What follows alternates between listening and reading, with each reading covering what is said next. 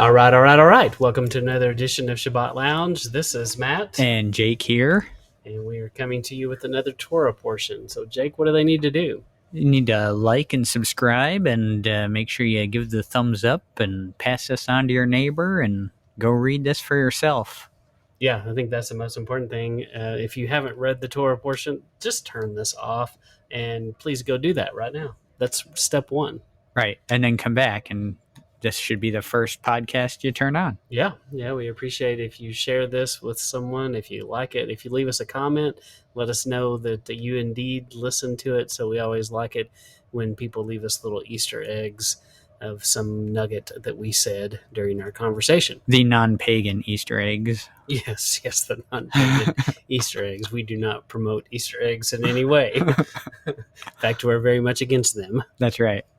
So yeah, and check out Sabbath Lounge, and you can pull up all the Torah portions there, and you should be able to get all of these recordings there also. And interviews and more. Exactly.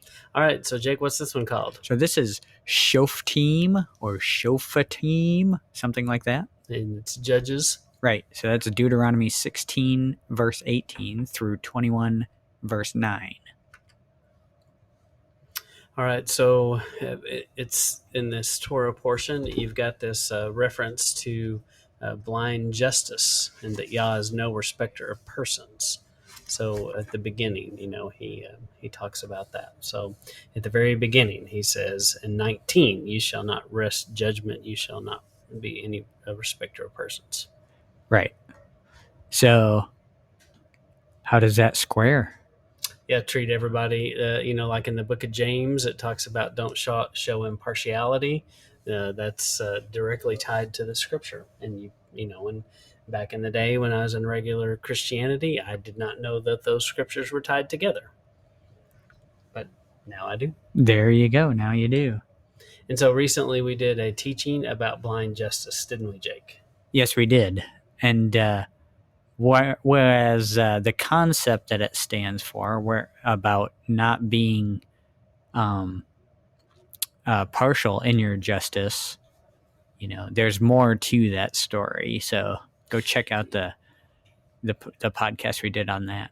Yeah, we've often think of blind justice as a good thing, but we kind of talk about it's a bad thing. Yeah, so and that's what Scripture says. Yeah, just a different perspective on it, a different shifting your paradigm.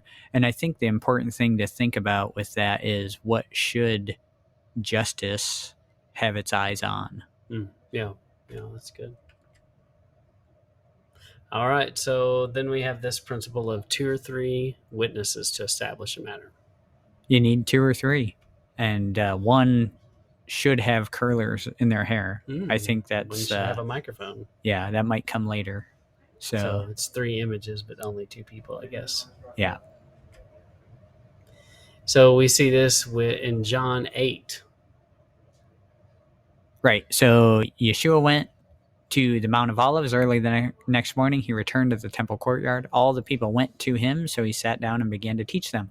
The experts in Moses' teachings and the Pharisees brought a woman who had been caught committing adultery. They made her stand in front of everyone and asked Yeshua, "Teacher, we caught this woman in the act of adultery. In his teachings, Moses ordered us to stone women like this to death. What do you say?" They asked this to test him. They wanted to find a reason to bring charges against him. Yeshua bent down and used his finger to write on the ground. When they persisted in asking him questions, he straightened up and said, "The person who is sinless should be the first to throw a stone at her." Then he bent down again and continued writing on the ground. One by one, beginning with the older men, the experts in Moses' teachings, and Pharisees left. Yeshua was left alone with the woman. Then Yeshua straightened up and asked her, "Where did they go? Has anyone condemned you?" The woman answered, "No one, sir." Yeshua said, "I don't condemn you either. Go. From now on, don't sin." So, Jake, this, what does this make you think of with the 3 witnesses? I think you're muted.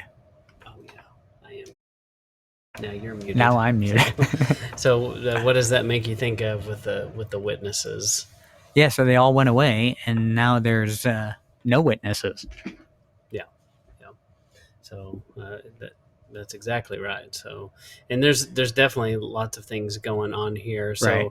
they didn't necessarily follow all the rules that they were supposed to follow, because they were supposed to bring the other person as well. Right. If they're And they caught in did the not. act, no Yeah. reason not to bring both of them. Right.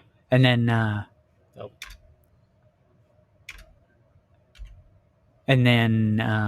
there's the idea. So this kind of applies more than just a matter of, hey, two people saw this happen, right? So this can be used as two witnesses, as in two different scriptures that point to the same thing, right?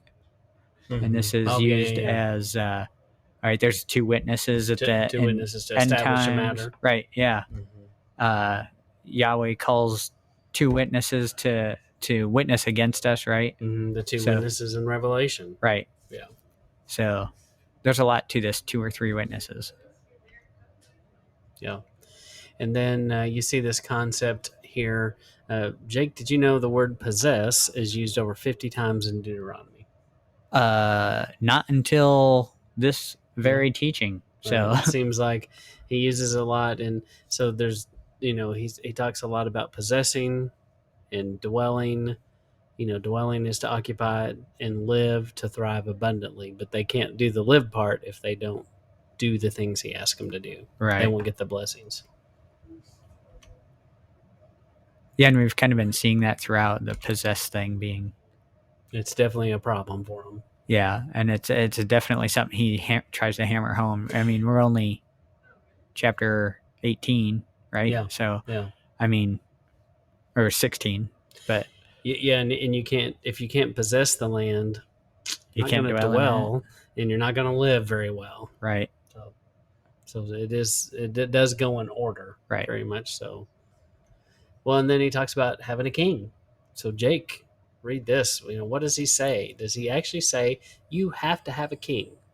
When you come to the land that Yahweh your Elohim is giving you, and you possess it and dwell in it, and then say, I will set a king over me, like all the nations that are around me, you may indeed set a king over you from whom Yahweh your Elohim will choose, one from among your brothers you shall set as king over you.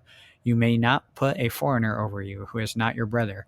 Only he must not acquire many horses for himself, or cause the people to return to Egypt in order to acquire many horses, since Yahweh has said to you, you shall never return that way again, and he shall not acquire many wives for himself, lest his heart turn away, nor shall he acquire for himself excess silver and gold.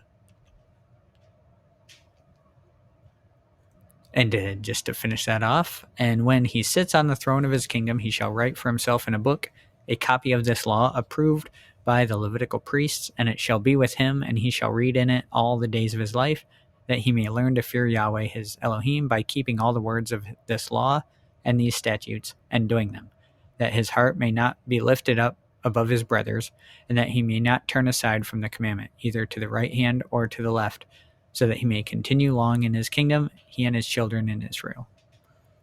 So I have two things to say about that. Pretty good principle to live by. I mean, for everybody. Right. So I think that's safe to say. And then, interesting enough, King David is often, sometimes maybe, and especially in Judaism, sometimes he gets lifted pretty high, like he can almost do no wrong. But and I think a lot of people have this belief that they had to have a king, but I don't think they ever had to have a king. I think the only reason they have a king is they wanted one so bad. He was like, fine, you can have your king, but he should follow these rules. And if he doesn't follow these rules, there's going to be some things also that happen. Right. It's right here in this first verse 14 here. I will say, let's see. When you're in the land and you will say, set a king over me like the nations around me. Yeah. Then he will give you just what you want. And It's there's the another Romans scripture 1. where he talks about the king's going to tax you. He's going to send your children off to war. Like, right. If this is really what you want, this is what's going to happen. Yep. And it does. So even in their stubborn fallenness, he's trying to give them a hand up with, okay, when you mess up, do these things and it'll help you out. Yeah, this is just this short little section of scripture has a whole ton of stuff in it. I mean, write out the law and Mhm. read it. And I think this is pretty interesting here. It shall be with him, verse 19, and he shall read in it all the days of his life. Why? So that he may learn to fear Yahweh by keeping all the words of this law. So that's how you learn to fear Yahweh, by keeping the law. Yeah, that's a good point. Well, and I also think that David represents us in a lot of ways. You can make an argument that in the kingdom, we are supposed to be like David, and David is in there as an example because it should be relatable to us because he's a man after Yah's own heart, but he was not perfect, but he continued to try to make teshuvah and repentance for the things that he did wrong, and that's what separated him from Saul. Right. Where Saul, in a lot of ways represents the Antichrist king, if you will. I'm pretty sure I did not originate that. That came from Tom Bradford, I think, is who I've heard say that. But I think that's pretty accurate. That Saul's the Antichrist king, and then David is more type and shadow of a Messiah. The Messiah. So, Yeah, it is interesting, Saul's progression, because he starts off pretty good and everyone loves him, and then it just goes downhill. yeah. It's a weird story too with him and David. Yeah. But anyway, so Jake, would you read all these things? These are the things that if you're a king, you're not supposed to have all this. Yeah, don't have too many horses. Don't return to Egypt. Don't multiply women, silver or gold. Write his Torah and guard it, not going to the left or right. Don't have a big head about it, and you'll have long life. Yeah. And then, with Saul, David, and Solomon, did it work out amazing? Can we say these all were just the most amazing kingships that ever lived on the planet? Well, when you consider the rest of the kingships on the planet, They might look pretty good. So David probably is the best out of the group, but yeah, they all had their faults for sure. Yeah, and it does kind of become a little bit like a soap opera with all these guys, with all their women and their wives and their money and the drama with their children. I mean, it's a lot. Yeah. So, but, and then in 18:9, you're not supposed to do magic. You're not supposed to have child sacrifices, and those are abominations. It's an abomination. It sure is. So, Jake, magic is bad. Magic is bad. That's what it's telling us. Mm-hmm. So, would he call magic bad if you couldn't do magic? Would he tell you not to do it if you couldn't do it? Magic is real, is what you're saying, right? Yeah. Oh, I think that's what he's saying. Yeah. Because growing up, I believe that that's a good point, because I'm pretty sure when I was younger in church, they taught me that magic's not real. Yeah. That's just not real. But unfortunately, we know that it is, and it's a real thing. Yeah, Always has been. I think we tend to be looking at those times as our times, and we, how many of us are running around bumping into people doing magic stuff all the time? Like, I mean, legit magic stuff, not like illusions. Yeah. But not very often. I haven't anyway. So it's like, and if they are, we don't know. Right. So then you would think, well, magic is just made up because they've made it into this big, it's all over TV, and they've made it a toy. They've made it a plaything. Mm-hmm. And definitely there are people who do it just that fake things. Yeah.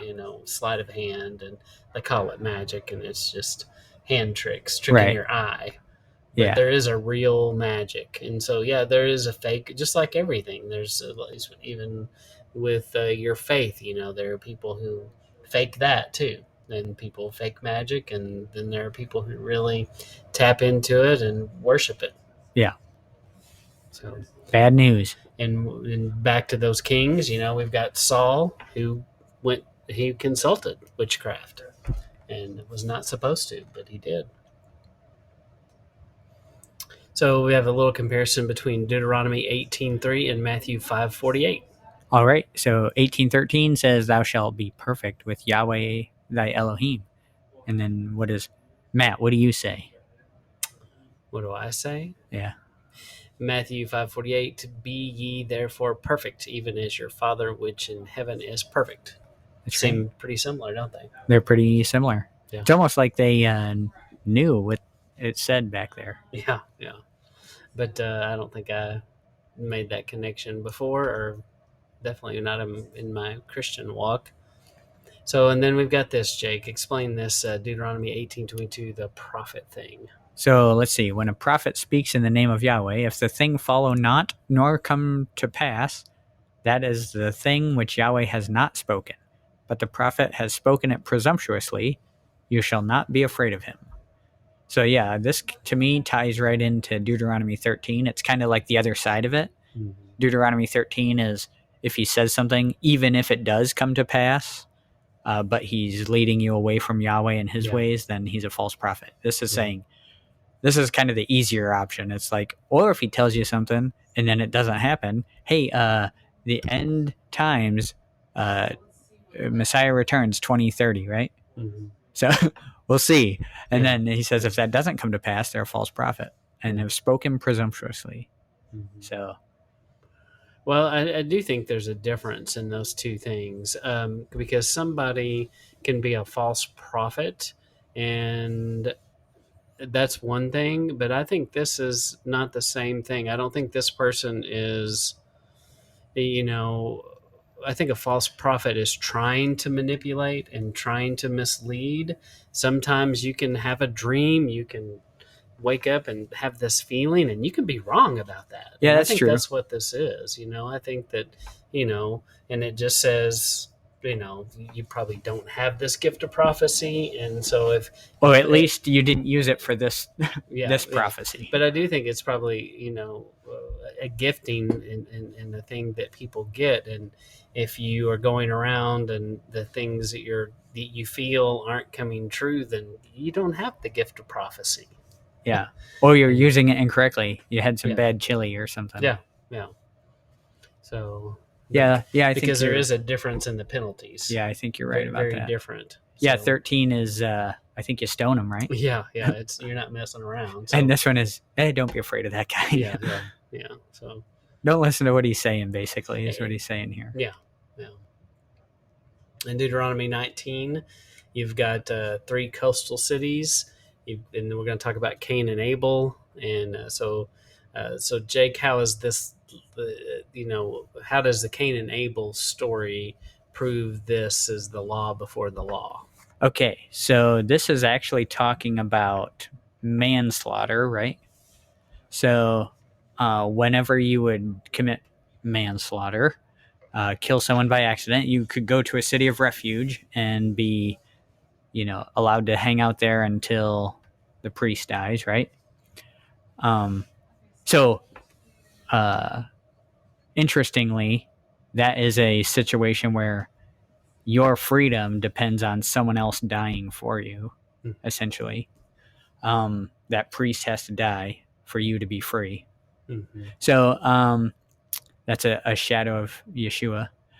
But as far as it relates to Cain and Abel, so I had this theory that the Cain and Abel story is not a murder situation; it's more of a manslaughter situation, because I don't think they knew that they could die yet, or they didn't understand it the way we do, at least until this happened, because he kills Abel, but the punishment for him is not the punishment for murder. The punishment he gets is the punishment for manslaughter. Well, and to back up for a second, I think that it makes sense that they would be naive, if you will, and innocent like children. Yeah. And, you think about little kids playing, they don't know that if they, especially some really small children, they don't understand the concept of they pick that big stick up and they hit their friend right on the temple in the right spot, they could kill them. Right. They don't know that. And I think that that's a pretty good argument. Yeah, I think when you look at the penalty, it lines up. Yeah, yeah. Because otherwise, then it's a weird. It's something you have to wrestle with because the consequence should be death for him, but it's not. Right. And then so that to me supports that theory. And but that's a good example. If you've never explored the law before the law, see our friend Joshua Myers, and he has a cartoon series about the law before the law. Right. Yeah, he does a pretty good job with that, and I think he captures a whole bunch of them. Yeah. So And we did an interview with him That's where right. we went through those.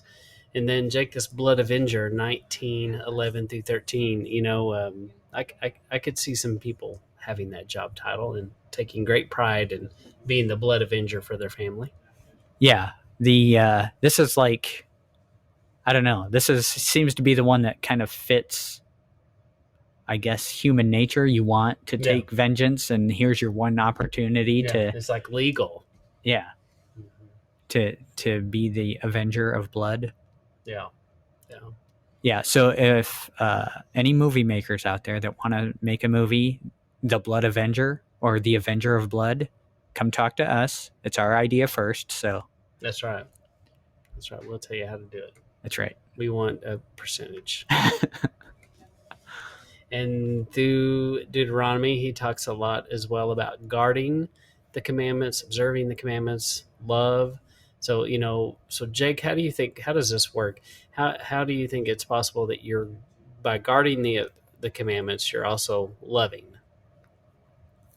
Well, do you guard things you don't care about? No. Okay. Well, you probably have to care about it to guard it, right? Right. And then guarding it shows your love, and your walk shows that you love, and that you're guarding it. So kind of works like that, I think. Well, I also think if you're guarding the commandments, you're doing those things, and the commandments are how we show we love God, and it's how we show we love people. Yeah.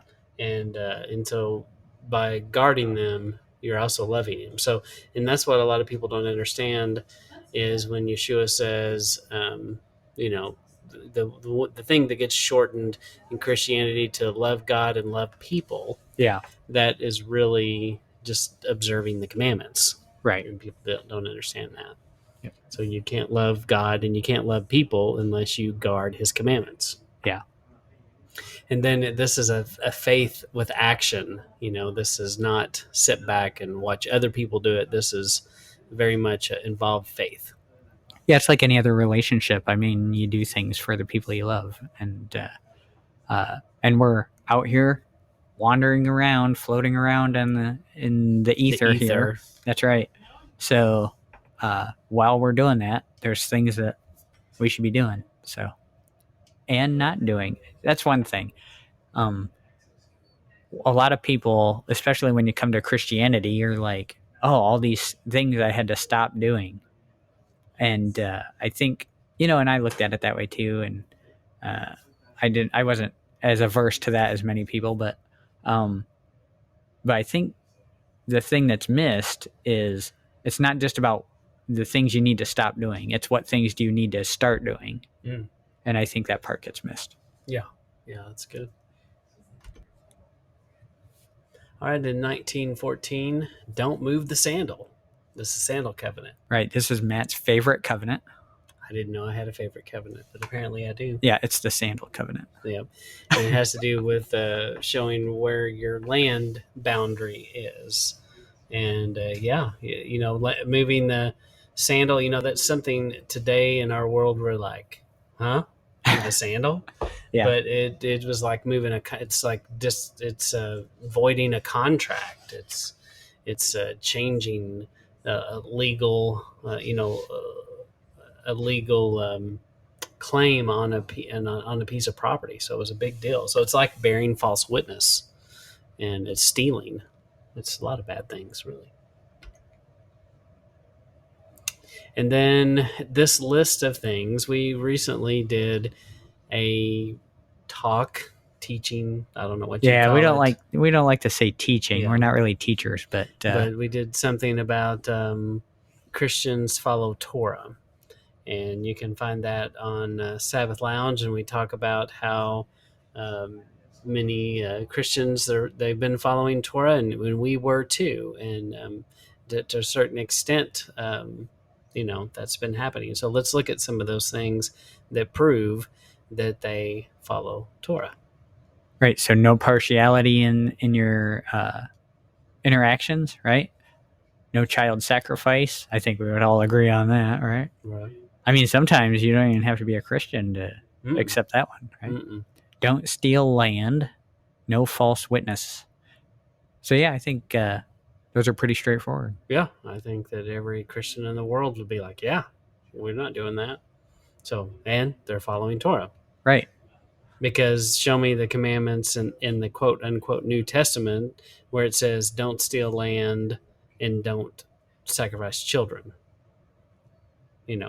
I know where it says about partiality, and it does talk about lying and false witnessing, but anyway, definitely that comes from Torah.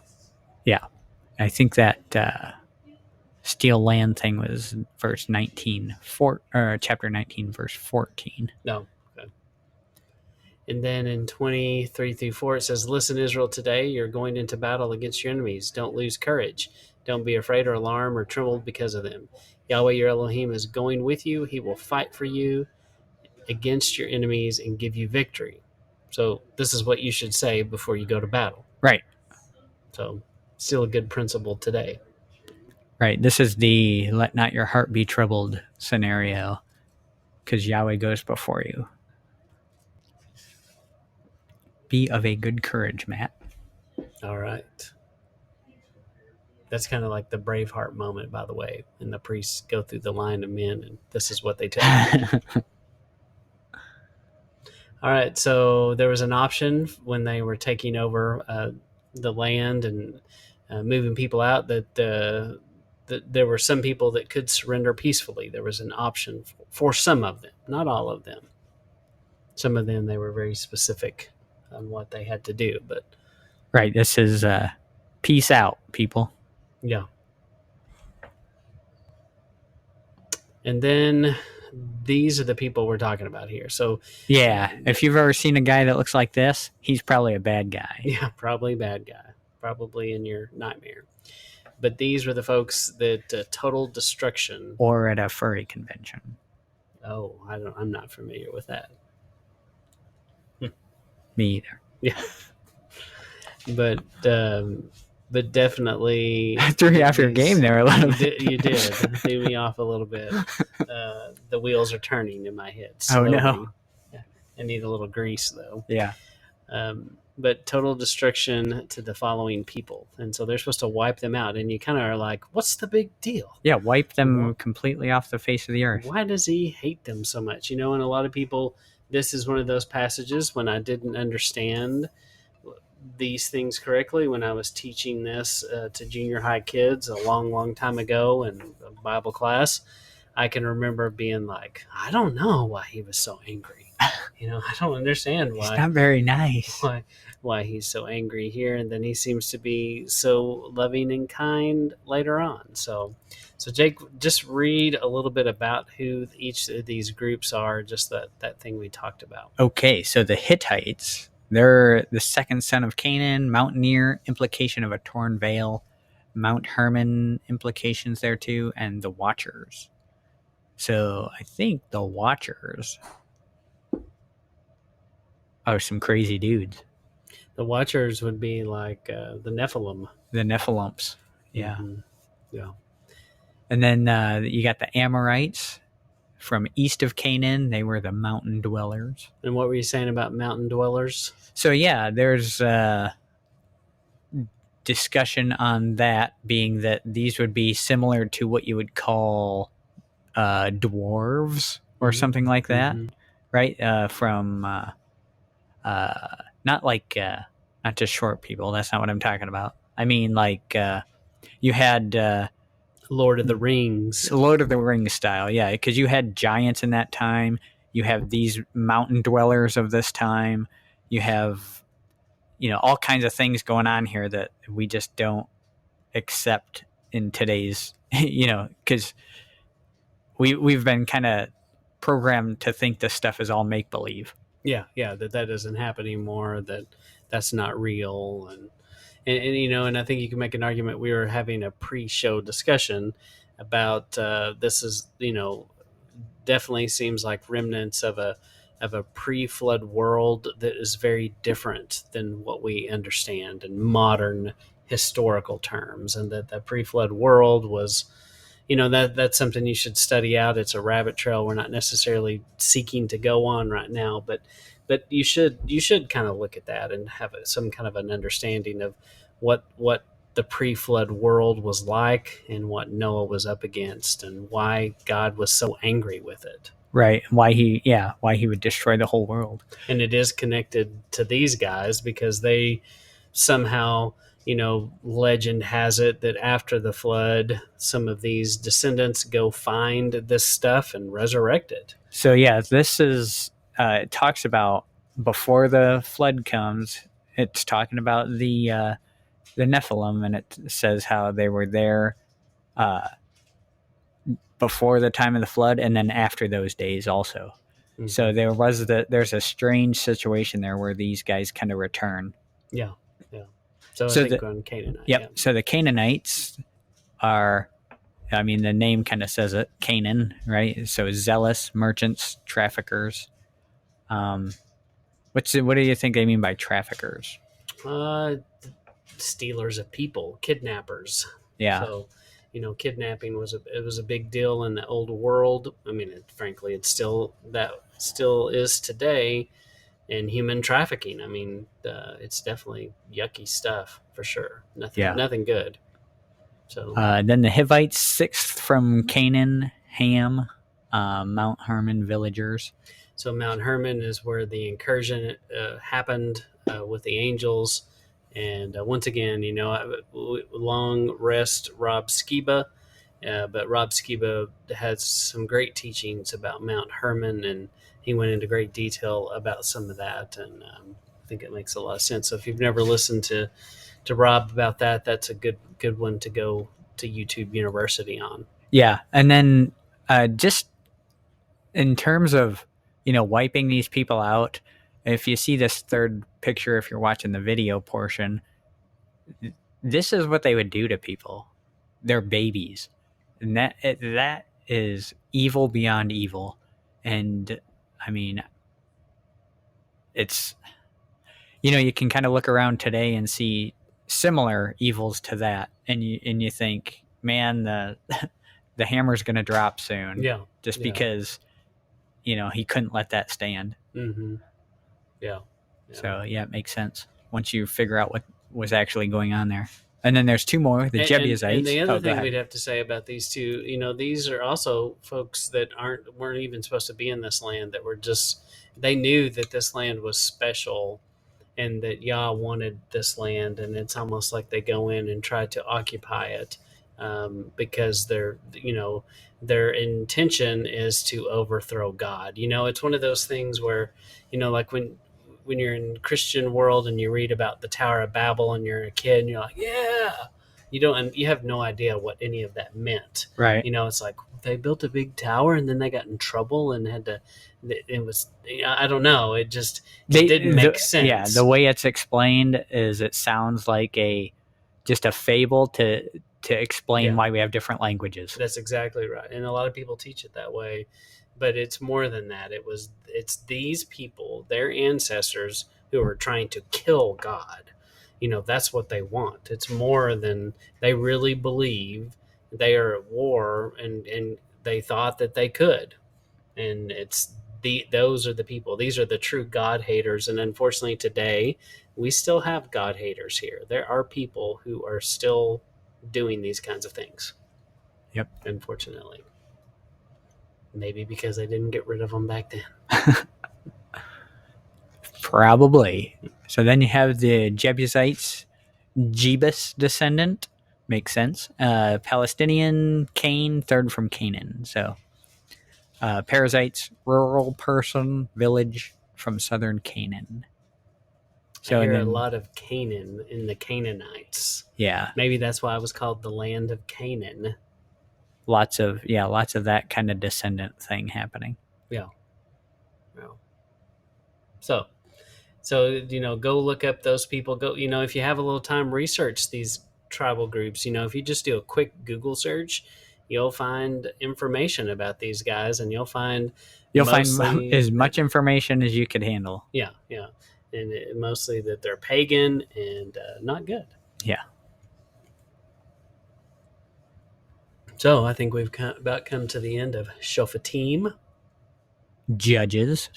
So yeah, I think that's a good Torah portion. There's a lot in there. We say that every week, lots in there, but so this is Deuteronomy 16:18 through 21:9. And we encourage you to go Google Sabbath Lounge. And if your group gets together and you need help with the Torah portions, we have them at your fingertips. If you just Google Sabbath Lounge Torah portions, you just have to find the week you're on, and you will find all kinds of handy links to help you go through the Torah portion. Right. We appreciate you being here. And this is Matt and Jake signing out.